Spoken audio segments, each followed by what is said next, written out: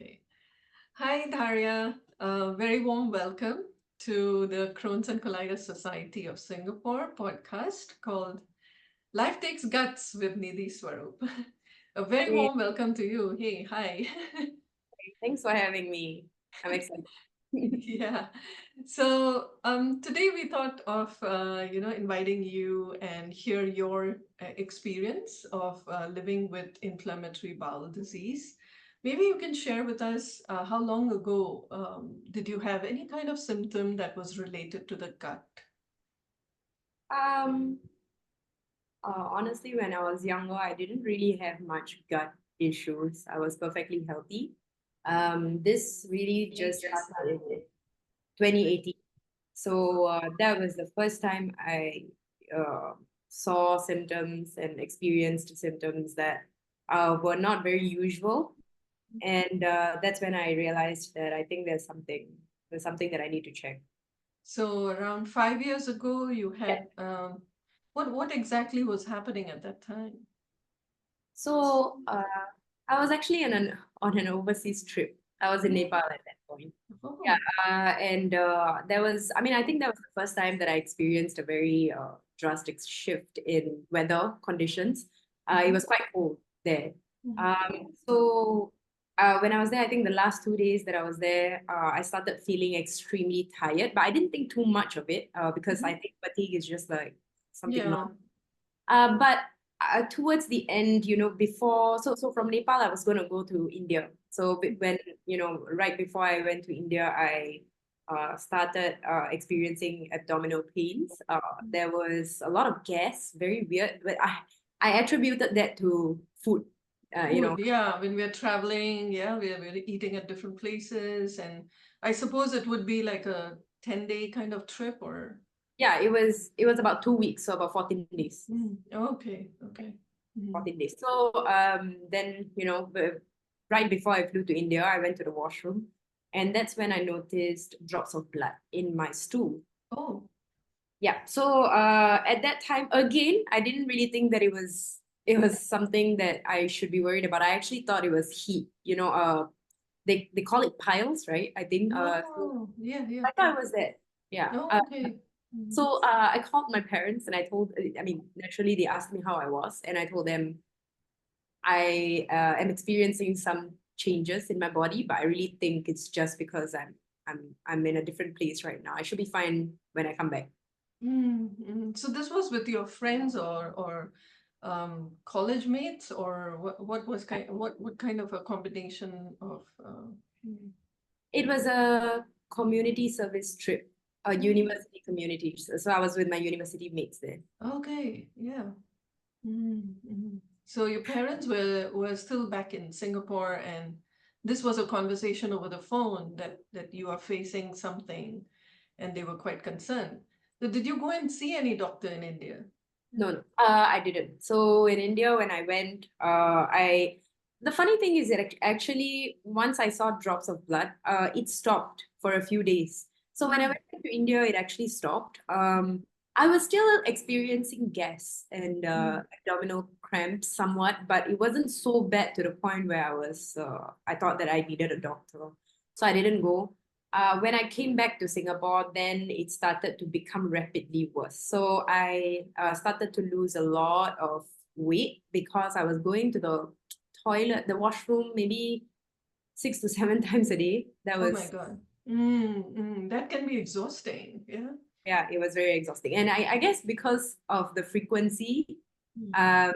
of I mean, toilet visits, I think I wasn't exactly digesting the food and absorbing the minerals or nutrients. Mm. Naturally, I lost a lot of weight and I was also anemic at some point. Yeah, then yeah, Well, how did you know that you were anemic without getting a test? But you saw a lot of blood, is it? Going. I did see a lot of blood, but I did not know for sure I was anemic. I actually found out in a very interesting way. I went to the blood bank to donate blood. Oh, Uh, yeah, so they despite rejected. all this, despite all this. Yes, despite all this, because I was like wondering, like, because there was something that I was doing when I was perfectly fine. So I'm not Okay. very sure why, like, this time when I went back, Yeah. they rejected me 3 times, and it was the same receptionist that was there, that particular blood bank. It was at Dhoby Ghaut. Mm. And she remembered me the previous 2 times, and the third time I still did not pass the hemoglobin test. Oh, Yeah, so she okay, told okay. me, I do think that you need to visit a doctor because it is not very common to see people coming back with the same like issue. Yeah, because You know? normally when you go to donate blood and if your hemoglobin is low, they'd actually give you iron tablets to Yes, take for, yeah, a few they did months give or, me that. Yeah, they did give me yeah, that. I took them. I drank H2O. I think that's what they used to give us. So okay. it didn't work, and I was also feeling a certain way. I just felt Mm. like I was honestly trying to push away the whole diagnosis thing, and I didn't want to visit the doctor because I just kept telling myself it will go away the next day, or go away the next day. It didn't. Oh, so how much time actually went by like this? I'll have to admit that this is a fault of mine, but it was almost 6 months before I 6 months before you saw the doctor. Wow. And did you go to a GP or were you referred immediately to a gastroenterologist? I went to the GP first. So the GP Okay. actually told me that it could be a parasitical issue. So maybe it's a Some parasite. infection, And some kind of infection. yeah. Okay. So Hmm. then he gave me a medicine. Actually, he did suggest that I go to the doctor, the specialist, maybe. But Okay. I told him that honestly, the other thing that was in my mind was medical costs. I was not Hmm. insured. So I knew that, okay, if I went at this point and it is this bad, I may not actually be able to pay for the bills. And then the doctor, he said, okay, you know what? Let's try a very simple medicine first. If it goes away with this, then, Yeah. good for you. Yeah. Can avoid the whole thing. So we tried. Mhm. It did work actually for maybe 1 or 2 weeks. The blood stopped. So I really thought it was just that. Yeah. Then after that, it came back full force, Oh. and I was almost going to faint. That's when my parents brought me to the GP again, the same GP, but this time the GP said, "I'm sorry, I have to send you to the hospital." So Mm. he wrote me I think a referral letter or something like that, an Mhm. emergency referral letter, and he asked me to go directly from the GP to the hospital. So I went to HGH. Okay. Okay. And then what happened there? Were you like admitted straight away? Yes, I Yeah. was at. Yeah. Mm. And how long were you there? I'm sure there would be a lot of tests and scans. Yeah. So how long were you there? The first time that I got admitted, it was 7 days, about 1 week. I was 1 there. week. Yes. Yeah. Yeah. And were you allowed any kind of food or drink at that time, or was it all intravenous? What was the situation? Just until the scope, they put me on, like, basically I was fasting. Yeah. After the scope, they did not really give me a specific diet. They just continued with whatever the hospital was providing. So Okay, so you had a colonoscopy done and the diagnosis was given to you straight away. yes, Okay, so what was the diagnosis in your case? so it was ulcerative colitis. Ulcerative colitis. Okay, so the fresh blood, yeah, that sits in with, yeah, it's quite typical in ulcerative colitis patients to have fresh blood Yeah. coming out when they go to the toilet. So now, after this 1 week, when you're sent home, were you still having diarrhea or were you put onto medication and the blood and the diarrhea, was it all stopped? How were you when you were discharged? They gave me steroids to go on first Mhm. because the inflammation was quite bad. Even there was 6 months of like not doing anything. So Mhm. they gave me steroids, and I think they also gave me um immunosuppressants, Mhm. oral pills first, Mhm. and then so I was on steroids. It was tapered, and when I was on steroids, actually, I was perfectly fine. It helped a Mhm. lot. Yeah. I was also told that I would have like a moon phase, maybe side effects and stuff, but my body took it very well, actually. Mhm. I didn't Mhm. have any of those. I was completely fine. My ulcerative colitis was managed. I mean, manageable, and yeah, that was the case for maybe about 3 to 4 weeks. About one Mhm. Yeah. after that, it came back in Was it, again. yeah, what was it like? specified by the doctor that it's mild, moderate, or severe kind of ulcerative colitis? Is there that kind of a classification in your situation? Yeah. I don't quite remember exactly, but I think it was about moderately severe. Moderate to severe. Okay. Moderate. So yeah, when it comes to steroids and immunosuppressants, my understanding is that steroids take effect immediately, but immunosuppressants take a little while to kick Yes. in. Yeah, Yes. so that's why the buffer, and then the steroid is kind of tapered off, and then immunosuppressants continue for longer. Is Yeah. that how it was? Yeah, Yeah, it was, I mean, that was what the doctor told me. I mean, the that was plan. what was planned. But Yeah, yeah, I think 1 month in, uh yeah. it wasn't so effective. Oh, is it? Is it? Okay. So, if we can just rewind a little bit, when you are told that you have something called ulcerative colitis, what was going through your mind at that time? And did you ever hear about this kind No, of a condition? no, I have never heard of this kind of condition actually. I mean, Mm. I've heard of gastritis. Uh, Yes. Heard of piles, hemorrhoids. Mhm. I mean, these are the only things that I associate with blood in. So, Yeah, when we go to the toilet. Yeah, yeah, um, absolutely. So what were you thinking at that time? I mean, there might have been quite a few questions. Yeah. yeah. Surprisingly, I think I was actually pretty calm about it. Okay. I wasn't very anxious. I wasn't very scared. I just took it as it is. I think it's just something that had to happen and it did.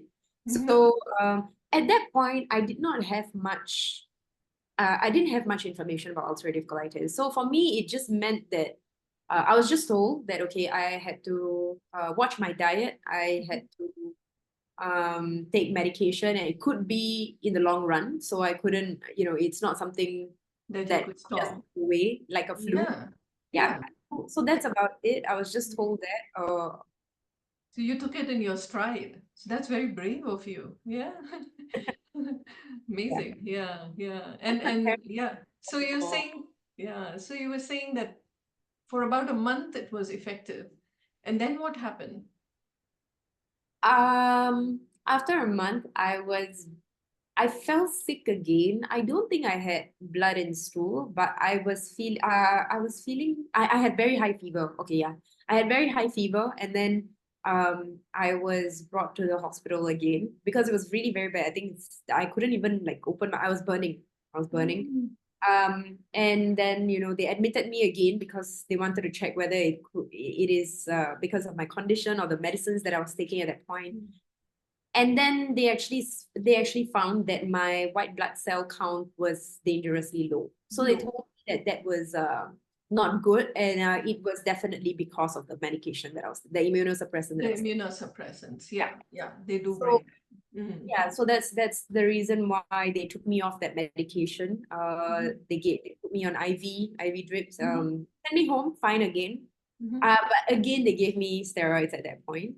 Uh, Oh, okay. and So that and was, so the 1 month you were on steroids and it was tapered down, but yes, it had to be restarted. yes. Yeah, is that right? Okay, okay. And yeah, but was it kind of the same level of steroids as in the beginning, or was it higher level? It, Same. Okay. Yeah, yeah. Okay. And you are still going to the university in this 1 month? You yes. were able to. Okay. That's awesome. Yeah. So you're able to manage, and then the number of diarrhea, like in the beginning, was like 6 times. And now at this phase of the 1 month, how often did you have to go? Maybe went down to 2 times, 1 time. Oh, that's Yeah. quite manageable, yeah. So with the medication, you are back to the university, you're functioning, but then you have fever suddenly. And was it like you've significantly lost weight in this 1 month? I was about the same weight. So in that 6 months prior to the diagnosis, I lost about 20 kgs. 20. 20, Oh yeah. my God. Oh my I God. Yeah. Yeah, So yeah. I was exactly 68. I was actually on the higher, more Mhm, bulky side. I was mhm. 68 before I got sick, and after I got sick, then I was 48. I still remember 40. that because like the nurse was like, "Wow." That's huge. Yeah, that's huge. Wow. Okay. In the And one, now I did not see any change in my in weight. that 1 month, yeah, yeah. I mean, I think you've lost enough in the Yeah. first 6 months. Yeah. So in this 1 month, I'm trying to understand also on the part of your diet. What changes did you make? I mean, like, did a dietitian visit you and give you some guidance? What was that? Yes, I was sent to the dietitian actually, and the Mhm. dietitian basically told me to go on this supplement drink, Ensure. Okay. Hmm. Um, I don't think she told me much about what to avoid or if there was any specific diet to actually stick to. She just told me to do the usual, not eat very spicy food, junk, Okay. very oily food. Yeah. Other than that, she did not really recommend anything. Nothing That on fiber. Nothing on fiber. No, she did. I mean, she mentioned. She said that if I took more fiber during and a flare, it means Mm-hmm. it could actually result in more diarrhea. Uh, Mm-hmm. she did say, however, that it is still important for me to get fiber in because that also bulks up your stool. And Mm. time, I guess I learned how to manage that better because I learned how to see it more. Okay. Yeah, Okay. So you are able to go to the university, you're able to have your normal diet, plus you're supplementing it with a nutritional drink.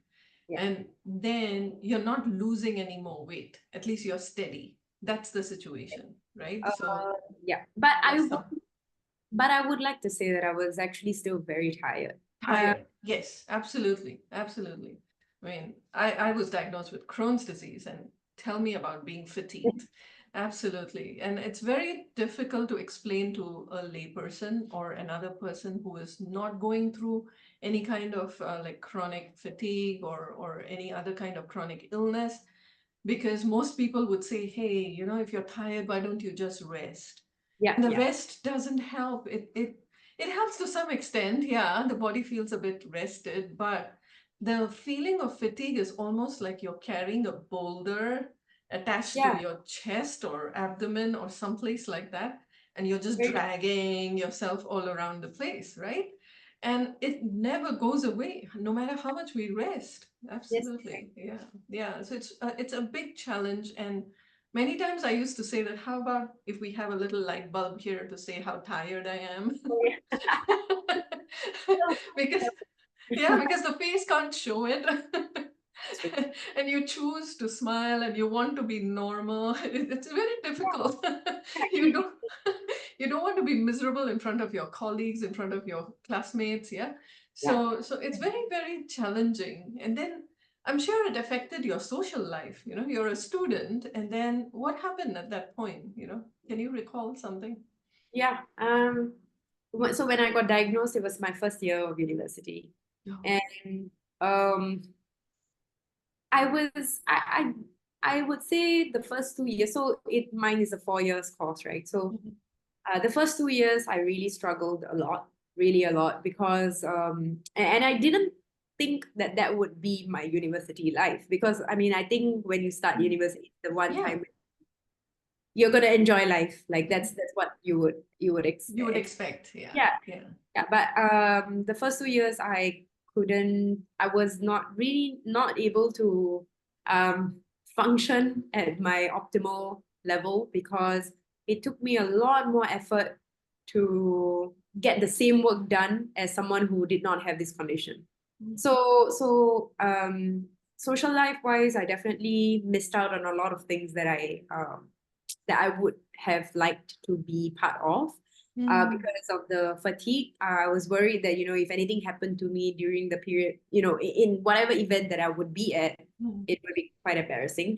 But embarrassment aside, I think I didn't want to really like burden anybody. I didn't want someone Mm. else to actually take care of me Mm. during that event because they needed to have fun. I mean, that was meant to be A fun. fun thing. Yeah, Yeah. yeah, absolutely. So I think I kind of pulled out of things like that. But to be very honest, as painful as it was, I was not really uh, I wouldn't say I was too affected by the lack of that kind of social life because at the same time, I had very good friends, may not be in the university itself, but outside, that I could really just do other things that accommodated my needs. And, Okay. And everybody had fun. So we would just chill at home. Like, yeah, can you give some examples? Yeah. Like, what were the alternatives that you were able to manage? We would just hang out at home, have movie nights. We would Okay. go to the park and do potluck, bring stuff. And my friends were so nice because they always made sure that whatever they cooked and brought was something that I could consume safely. Mm. And so they would ask me, "Hey, can you have this?" And I think kombucha was like the one thing that they would bring, no matter, because people drink, right? Like it's Yes. a whole thing. So they would just bring themselves drinks, but for me, they would bring like kombucha, and they'll be like, "Okay, this is the closest thing to booze that you'll get." But anyway, have fun. So, So yeah, nice of them. Yeah. yes, really nice. So Yeah. I never felt that, and because of this group of people, I never felt that I really missed out on that Mm. much. That's so fortunate. Yeah. So, Very- yeah.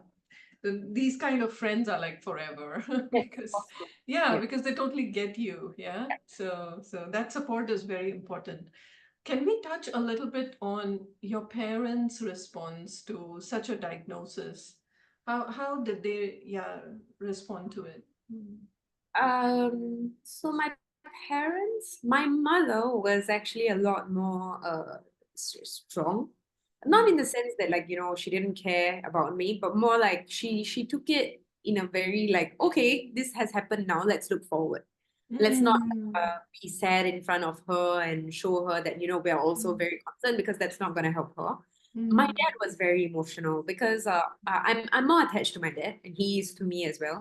Mm. So I think the first time I got diagnosed and I was in the hospital, he was like really crying, and he Oh. was, yeah. So he was very affected. Fathers and Yeah, daughters are fathers and always, have that special bond. Yeah, absolutely. Yeah. And he was actually working overseas for a very long time. And then when he came back to see me when I was diagnosed and all these things, right? He looked at me and he constantly blamed himself, because he said, "I was not here to take care of you. I didn't care about your diet. I didn't give your mother and you enough support. That's why this has happened, etc., etc." And then I had to tell him honestly, certain things you just cannot expect and you cannot avoid, because it's just meant to Mm. happen. And it was not Mm. because of you. So I had to give him that constant assurance. And I Mm. remember my mother was telling him, stop doing that, stop doing that. She's already in that stage, like, in that state. Mm. We don't want to scare her anymore. Mm. We just have to be Yeah. strong for her. So that's Yeah. Yeah. But it's understandable from a parent's perspective, isn't it? That people will try to figure out what caused it. oh But yeah, we all know that, yeah, neither do the doctors nor do the researchers have an answer for such a thing, that what yes, causes the illness is not known. not Yeah. no. And then on the other hand, we don't have like you take this medicine and you'll be fine after 5 days or 2 months or 2 years, nothing like that, right? It's just a management of the illness. So yeah, it's only fair for parents to start thinking what Yeah, caused it and could I have prevented it. I yes. personally went through all that, a lot of Um, questions in my head, that was there something I could have done, but then yeah, clearly there is no answer. So we yeah, just have to take it in our stride, and you were a perfect example of just, let's hear what the diagnosis is and let's move on, that's absolutely brave of you. Yeah, yeah. So we are looking at, yeah, the social aspect which affected, and then the physical is kind of under control with the medication. And so it's been 5 years. Along the way, anything majorly changed, or it continued like that for a while? After the first year, and the first phase of medication and treatment, honestly, every time I went, I think I went back to the hospital maybe 7 to 8 times in total. In the You mean first, you mean you were hospitalized for 7, 8 times in 1 year no, not in 1 year. After the first year, I mean, after the including the first year's admission, I think in total in the first 3 to 4 years, I was hospitalized at least 7 to 8 times. 7 to 8 times? And what was happening every time? So it was a flare up. Every time it was a flare up. But sometimes I would say it was not really just the medication's fault. It was also my fault because I was not very compliant. It happens because I think once you start seeing Some improve, improvement. you start to become a little bit more complacent. And when you do that, I am on the younger side, right? So when I go out with my friends and all, I think sometimes I just eat stuff that I know I shouldn't and I could be taking a risk, but I just do it because it's like something that I feel. The tongue craves it. Yeah. Yeah, the Something chocolate. like that. Yeah. So So can you list a couple of things that you feel very strongly that you could correlate that, oh, I ate this thing and I had a flare up. Yeah. yeah, There are some. yes, definitely. Pizzas, Mhm, pizza, pasta, mhm. uh, basically anything that had dairy in it. It was almost like an instant. Oh, so Yeah. dairy products were the one that caused. So at home, you wouldn't take any dairy product when you were eating at home. Okay, okay, understand. Wow. So this is when you, okay, for the benefit of those who are listening in and are not familiar with Crohn's disease and ulcerative colitis, maybe it'll be good to elaborate what we mean by a flare up. What exactly happens in a flare up? So maybe in your case, you could just share what was happening. So there are a couple of things. I think first I would see a significant decrease in energy level. And it's something you can just tell. It's not Mhm. something I can really describe in words.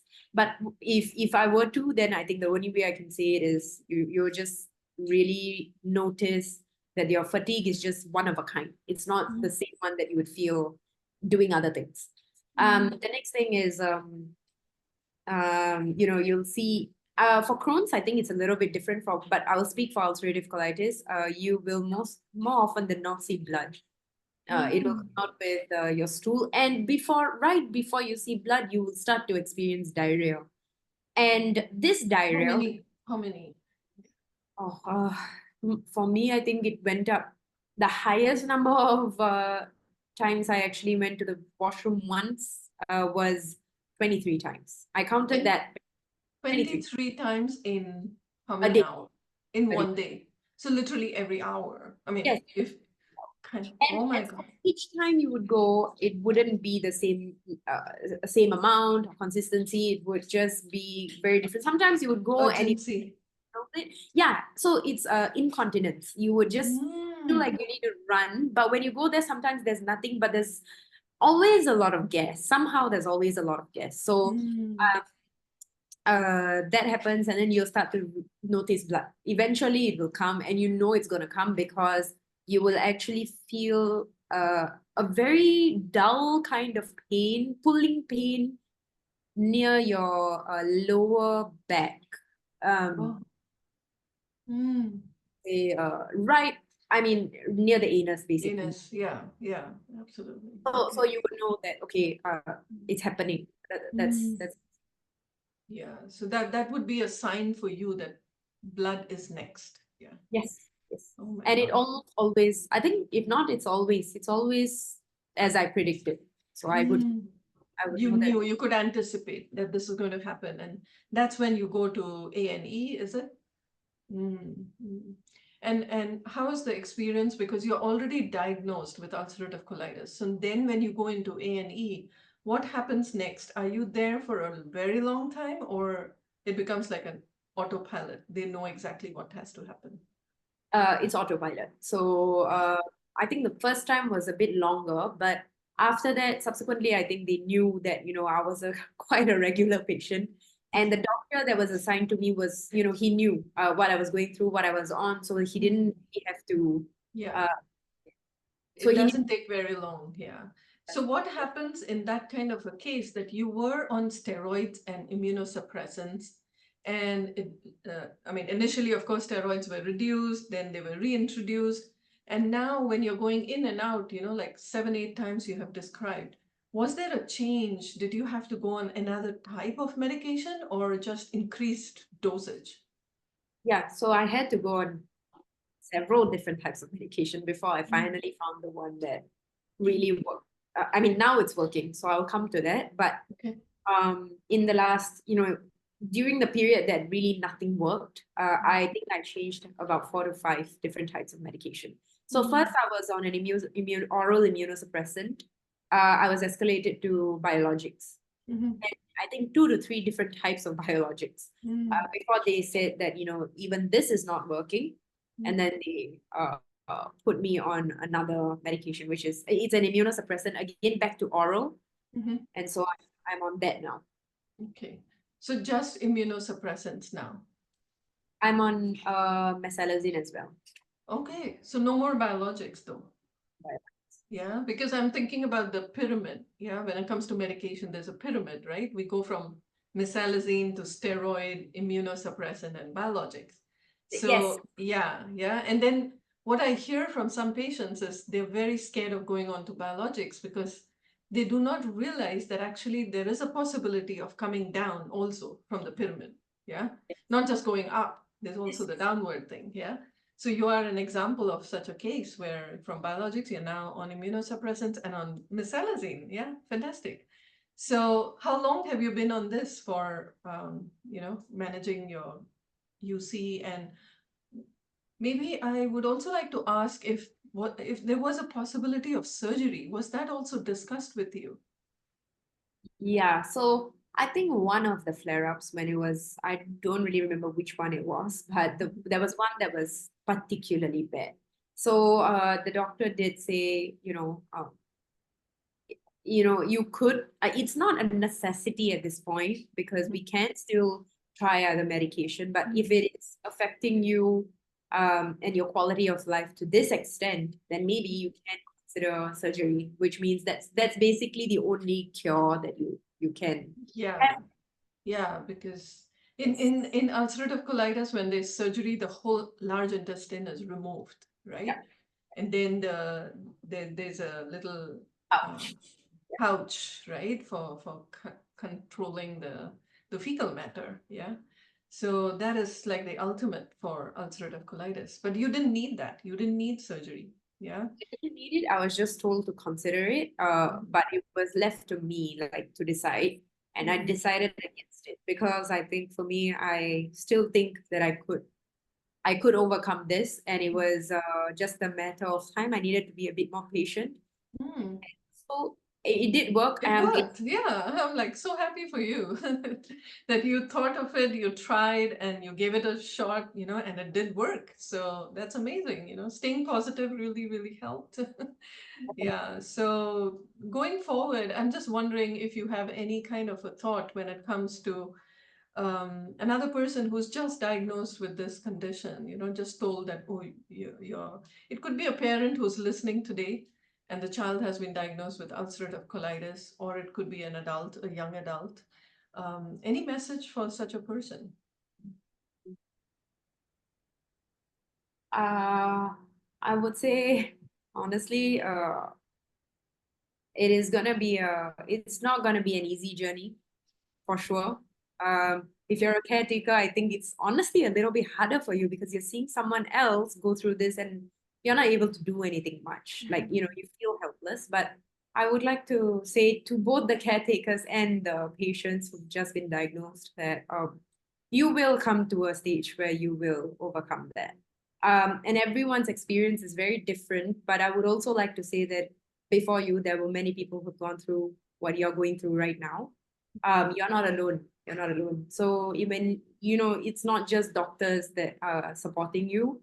It's not just the nurses, not just the hospitals. You have a community outside that's waiting for you, that's going to take care of you and be a support for you. It really helped me a lot. I know when you're going through this whole flare up, it's very painful. And everyone is different, so you will learn how to overcome your own challenges your own way.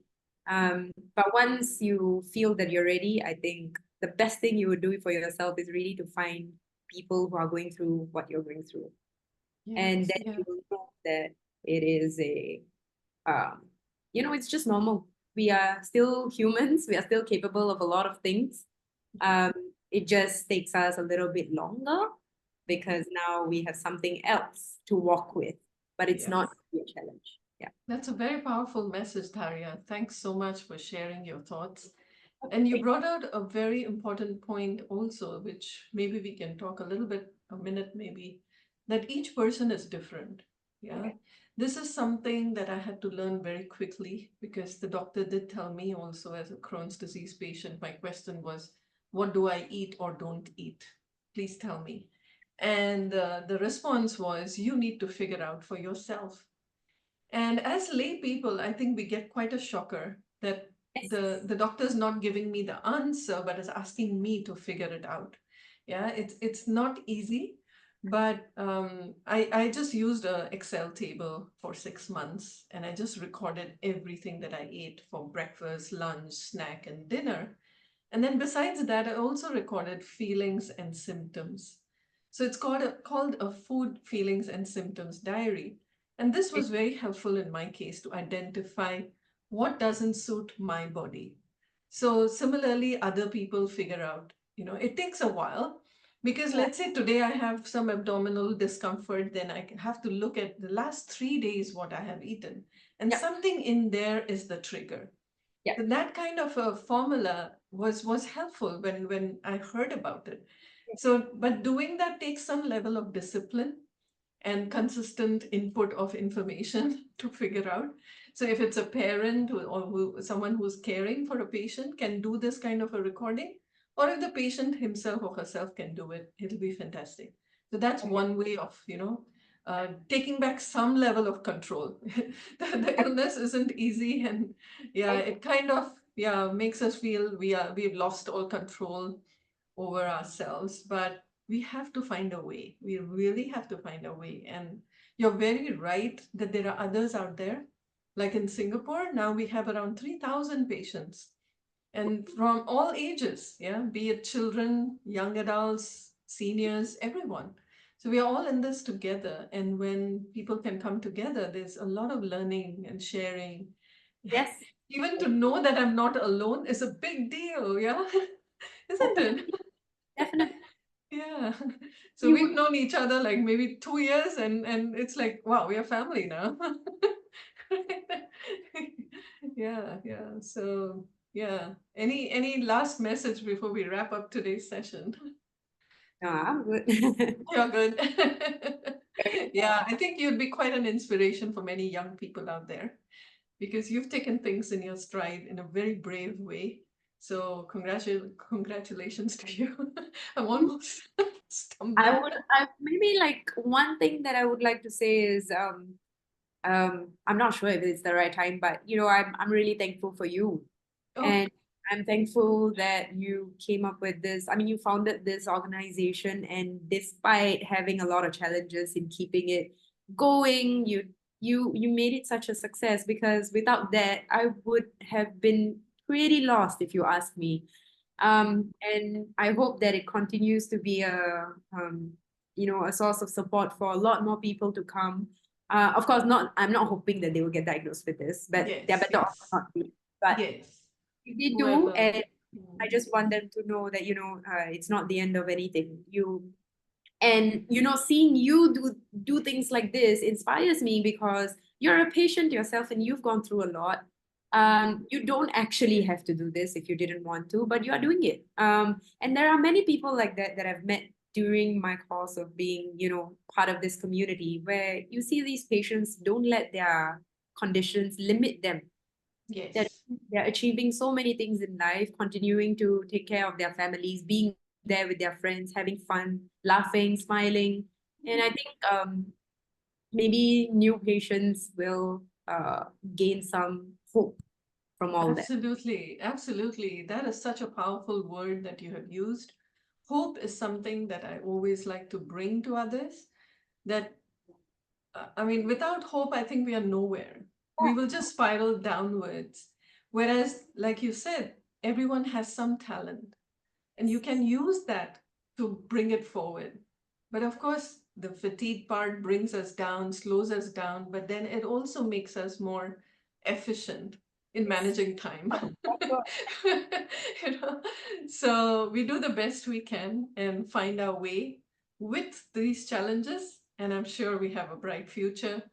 I'm sure we can help scientists, we can help clinicians, bring our lived experience, and then find more, maybe new medicines or new devices that can measure our pain, that can measure our fatigue. So it's easier to explain to people, like if we have a fever, we use a thermometer and that's it, we can tell and people get it. Yeah, True. but it's not the case when it comes to pain or fatigue. Yeah. So hopefully going forward, we can all, arm up together with other stakeholders and find better solutions so that quality of life of all patients is better in the future. Yeah. So thank you so much for your time and Thank all the best going forward. you. You Take too. care. Thank Yeah. you. Bye-bye.